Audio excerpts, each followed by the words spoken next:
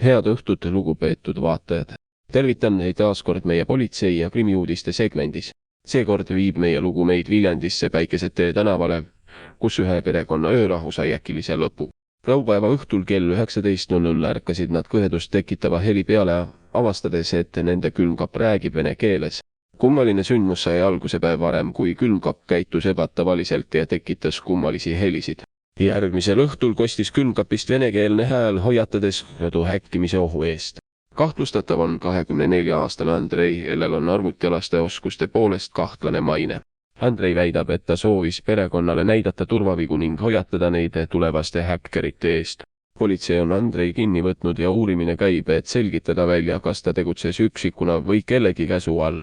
Küsimus jääb õhku, kas kurjategijad on meie seast ärgemaks saanud või on politsei jäänud jälle puudu.